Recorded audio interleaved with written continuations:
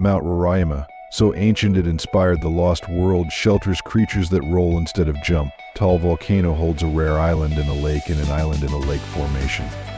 From Socotra's vivid red trees to a submerged forest preserved in Kazakhstan's icy waters, these 15 wonders challenge the ordinary. Let's explore them.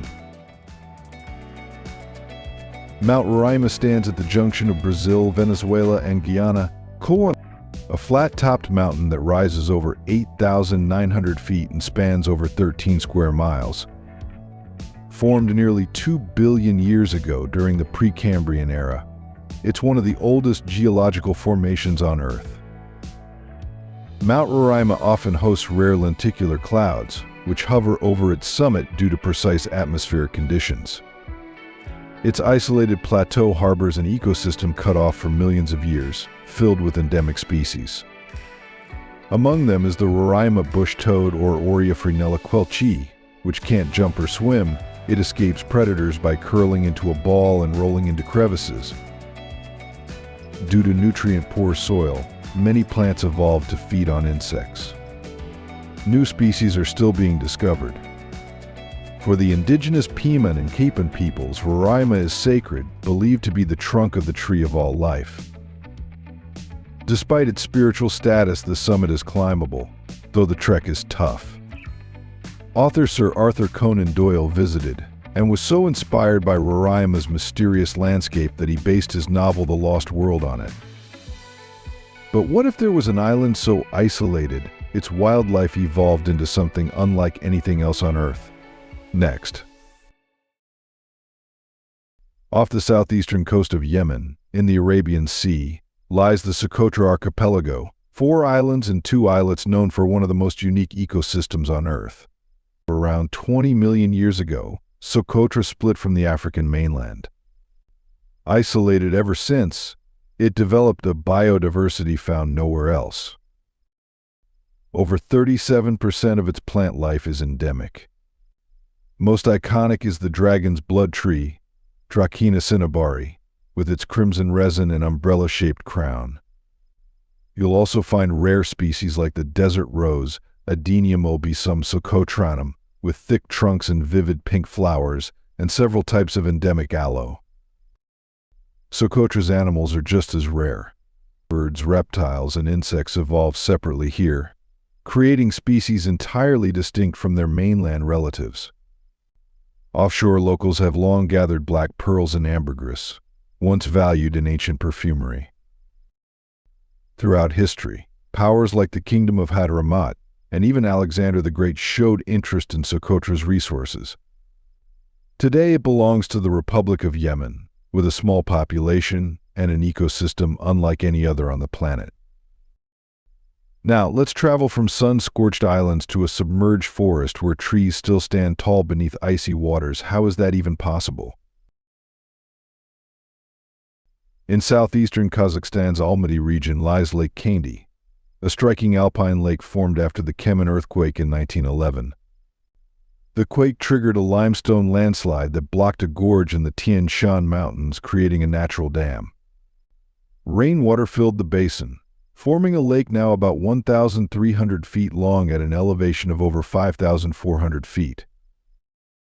What makes Lake Kaindy unique is its submerged forest. Spruce trees that once lined the valley now rise from the water like wooden pillars. Below the surface, cold temperatures have preserved their branches, forming a ghostly underwater landscape. While divers from across the globe are drawn to the lake's surreal beauty and clear, frigid waters. By the 1980s, flooding reduced the lake's depth, prompting conservation efforts. In 2007, Kazakhstan included Lake Kaindy in Kausai Lakes National Park, protecting this extraordinary site for future generations. And while Lake Kaindy feels like a ghost story underwater, there's a Himalayan peak no one dares to climb, sacred, mysterious, and still untouched. In western Tibet's Ngari Prefecture, Mount Kailash rises to about 21,778 feet. Though not the tallest in the Himalayas, it's revered by Hindus, Buddhists, Jains, and followers of the Bon faith as one of the most sacred places on Earth. What makes Kailash extraordinary is its pyramidal shape, aligned precisely with the cardinal directions, a rare natural feature often likened to ancient man-made monuments. Surrounding the mountain are the sources of four major rivers: the Indus, the Sutlej, the Brahmaputra, originating as the Yarlung Tsangpo, and the Karnali, tributary of the Ganges. Of these, only the Sutlej begins directly from Mount Kailash. Despite many proposals, no one has ever summited Kailash. Climbing is banned out of deep respect, as the peak is considered divine. A Chinese expedition planned for 2000 was reportedly cancelled following religious objections. As of 2025, Mount Kailash remains unclimbed. Scientists continue to study it remotely, as its summit is believed to be the spiritual domain of deities, untouched by human hands.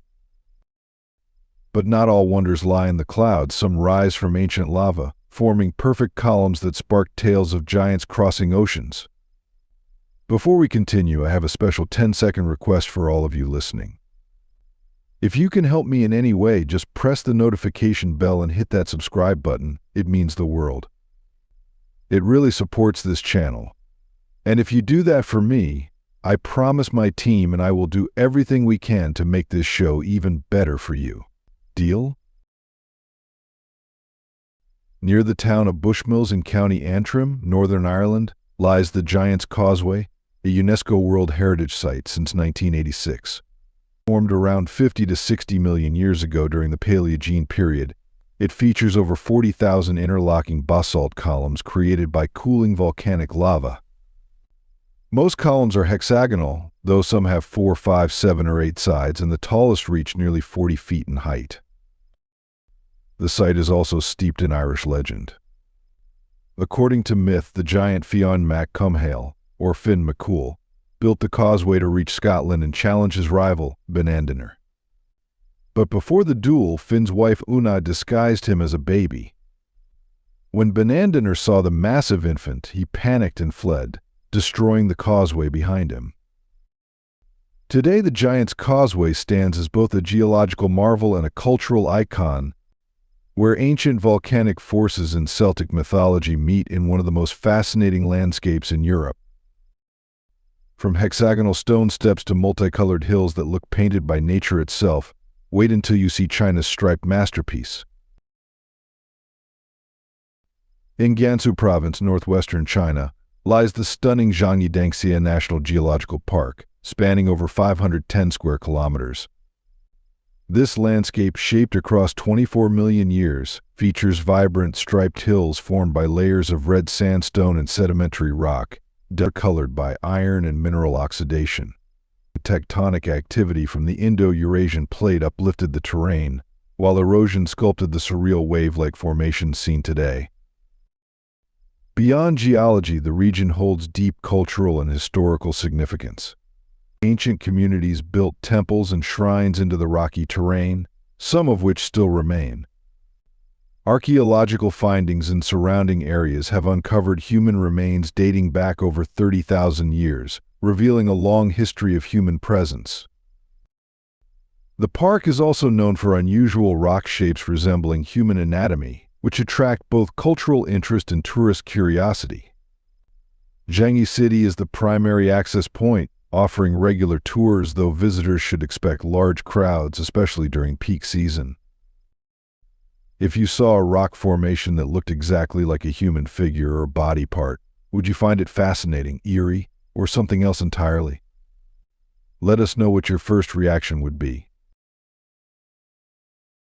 In northeastern Wyoming, Devil's Tower rises roughly 1,267 feet above the Belle Fourche River, with a summit elevation of 5,112 feet above sea level. Designated the first U.S. national monument by President Theodore Roosevelt in 1906, this striking formation covers about 1.3 square miles. Composed of faunolite porphyry, Devil's Tower features dramatic hexagonal columns formed by the slow cooling of magma during the Eocene epoch, around 50 million years ago.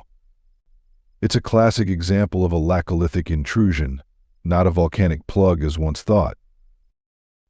The site holds spiritual importance for several Native American tribes, including the Lakota, Kiowa, and Cheyenne.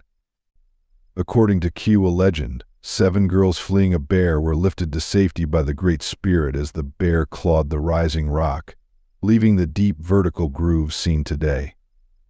Because of this, the formation is also known as Bear Lodge or Bear's Teepee. But let's take a turn into the desert, where time stands still and trees have been frozen in place for nearly 1,000 years. Deep within Namib National Park in Namibia, surrounded by the massive sand dunes of the Namib Desert, lies a hauntingly beautiful clay pan known as Deadvlei, meaning dead marsh in Afrikaans. This otherworldly basin is filled with the sun-scorched remains of camel thorn trees, preserved for centuries in stark contrast to the white pan floor and the surrounding red-orange dunes. Around 900 years ago, the Tsachab River occasionally flooded this area, creating temporary pools where these trees thrived. But a long period of drought, combined with the advance of encroaching dunes, cut off the river's flow. The once lush oasis was sealed off from moisture. The trees died standing, and due to the hyper-arid climate and intense desert heat, they never decomposed. Instead, they fossilized in place. The area is framed by some of the world's tallest dunes. Most notably, Big Daddy, one of the tallest dunes in the region, rises to approximately 325 meters, or just over 1,065 feet. The sand's vivid color comes from its high iron content, oxidized by centuries of exposure to air. Today, Deadvlei is one of Namibia's most iconic landscapes, frequently featured in documentaries and travel photography for its rare, almost timeless beauty. Now, what if I told you there's a place that's basically nature's version of a nesting doll? An island inside a lake, inside an island, inside another lake. Stay tuned. In the Philippines, there exists a geographical phenomenon so rare, it's often compared to a Russian nesting doll, and it's all centered around Taal Volcano.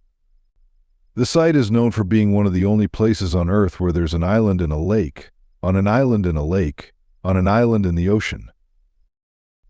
At the center is a tiny island known as Volcano Point, located inside the main crater lake of Taal Volcano Island. That volcanic island sits within Lake Taal, which is surrounded by the larger island of Luzon, all located within the Philippine archipelago in the Pacific Ocean. Taal Volcano, one of the most active volcanoes in the Philippines, erupted on January 12, 2020. The eruption caused widespread ashfall. The main crater lake temporarily dried up, and surrounding areas were scorched by pyroclastic flows and steam explosions. However, by 2022, rainfall and multiple typhoons gradually refilled the lake and helped restore the surrounding landscape. Today, this layered formation remains one of the planet's most fascinating natural structures, a geological rarity with no known equal anywhere else on Earth. Leaving volcanic puzzles behind, we head to the ocean, where waves carved massive limestone towers that glow gold at sunset. Along the coast of Victoria, Australia, the 12 Apostles rise from the Southern Ocean as towering limestone stacks within Port Campbell National Park. Located along the Great Ocean Road between Princetown and Port Campbell, these formations began developing around 15 to 20 million years ago during the Miocene epoch. Once part of the mainland cliffs, the Apostles were shaped by waves and wind into caves, then arches and eventually isolated rock stacks. Today, only 8 remain, with the most recent collapse occurring on July 3, 2005 due to natural erosion. Originally named Sow and Piglets, the site was renamed 12 Apostles in the 20th century to attract more visitors, despite never having 12 stacks. It's now one of Australia's top natural attractions, complete with a visitor center and helicopter tours offering stunning aerial views. These sea stacks constantly change appearance depending on the light and weather, glowing gold at sunset or disappearing into ocean mist, making the 12 Apostles a visually dynamic and scientifically fascinating wonder of the natural world. Located on Ross Island in Antarctica, Mount Erebus is the southernmost active volcano on Earth and the second highest in Antarctica. Standing at 3,794 meters, or about 12,448 feet. Discovered in 1841 by Sir James Clark Ross, the volcano is named after his ship, HMS Erebus. Erebus has been volcanically active for about 1.3 million years, with a rare persistent lava lake active since 1972. This lake, one of only a few in the world, continuously bubbles at the summit, even in sub-zero conditions. Surrounding the crater are towering ice fumaroles, hollow spires of frozen steam that can reach over 20 meters high. Their otherworldly appearance has led scientists to compare Erebus to icy bodies like Europa and Enceladus, moons of Jupiter and Saturn. On November 28, 1979, Air New Zealand Flight 901 tragically crashed into the mountain during a sightseeing flight, killing all 257 people aboard, the worst disaster in New Zealand aviation history. Today, Erebus is closely monitored by scientists and remains a powerful symbol of fire and ice in one of Earth's most extreme environments.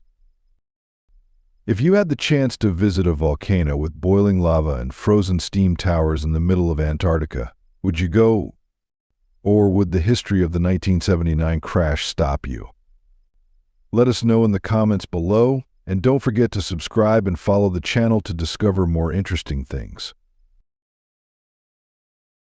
Scattered along Causeway Beach, on the Otago coast of New Zealand's South Island, lie the mysterious Moeraki Boulders, massive, nearly spherical stones that seem to have been placed by design, but are entirely natural in origin.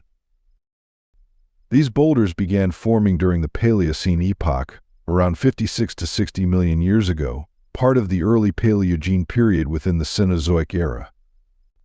Their shape comes from concretion, a slow geological process in which minerals like calcite crystallize around organic material or mud, gradually hardening into stone over millions of years. In the case of the Moeraki Boulders, it took roughly 4 to 5 million years for them to reach their final form. What sets them apart is their remarkable size and symmetry. While spherical concretions exist in other parts of the world, the Moeraki Boulders are among the largest.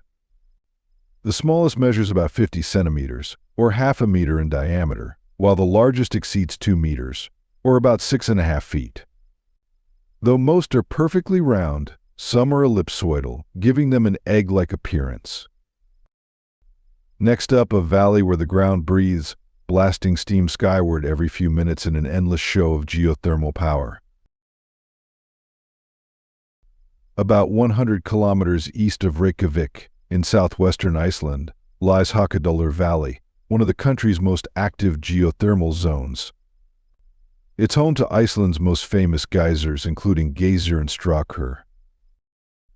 The word geyser comes from Geyser, whose name is derived from the Icelandic word geysa, meaning to gush. Though Geyser was once highly active, its eruptions have become rare since the early 20th century. These features form when groundwater is superheated by volcanic activity, building pressure until it erupts through surface vents. Nearby, Strákur is one of the most reliable geysers in the world, erupting every 5 to 10 minutes and shooting water up to 20 meters high. The area also features boiling mud pots, steaming vents, and colorful hot springs. Haukadalur is part of Iceland's famous Golden Circle, a popular tourist route that also includes Gullfoss, one of the country's most powerful waterfalls, located nearby. Together, these natural wonders offer an up-close look at the raw geothermal energy that defines Iceland's dramatic landscape. But if explosive geysers aren't enough, what about a mountain with Earth's steepest vertical drop, ready for those daring enough to face it? Located in Auyuaduku National Park on Baffin Island, Nunavut, Canada, Mount Thor holds the record for the tallest vertical drop on Earth. Though it rises to just 1,750 meters above sea level, its sheer cliff face drops an astonishing 1,250 meters at an overhanging angle of 105 degrees. Composed of ancient Precambrian granite dating back over 3 billion years, the mountain has been sculpted by erosion and glaciation into its dramatic form. The first successful ascent was made in 1965 by Donald Morton and Lyman Spitzer of the American Alpine Club. Today, Mount Thor attracts experienced climbers, base jumpers, and glider pilots drawn by its extreme terrain. The nearby Akshayuk Pass, a 97-kilometer glacial valley, offers challenging treks through Arctic wilderness.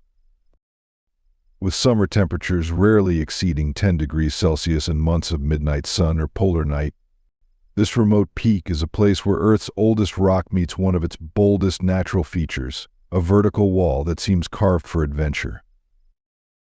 And finally, we end with something truly bizarre, not a landscape you can visit, but an island that vanished without a trace. What really happened to it? For over 3 centuries, maps showed a small island in the Gulf of Mexico, northwest of the Yucatan Peninsula, called Isla Bermejo, named for its reddish appearance. It was believed to fall within Mexico's territorial waters and would have extended its exclusive economic zone into an area rich in oil reserves. Interest in Bermejo resurfaced in the 1990s after major oil deposits were confirmed in the Campeche Knolls, near a zone unofficially called the Hoyo de Dona. To validate its territorial claims, the Mexican government conducted surveys between 1997 and 2009 but found no island, not above sea level, not submerged, and not even as a geological feature. The island's absence sparked debate. Some say Bermejo was a cartographic error, while others allege it may have eroded, sunk, or even been intentionally destroyed to shift maritime boundaries. The United States denies any involvement, citing historical map inaccuracies. Whether a myth or a geopolitical mystery, Isla Bermejo remains one of the strangest cases of a landmass vanishing completely from both the sea and the maps. If you enjoyed today's video, please give it a like and don't forget to subscribe to the channel. Your support means a lot to us. Click on the video that appears on your screen right now. I hope you'll love this content. Comment below about the next topic you'd like to see featured on our channel. Thank you so much for watching, and we'll see you in the next video. Thanks for being with us. Leave a comment, like to show your support, and remember to hit that subscribe button for more exciting videos. See you next time.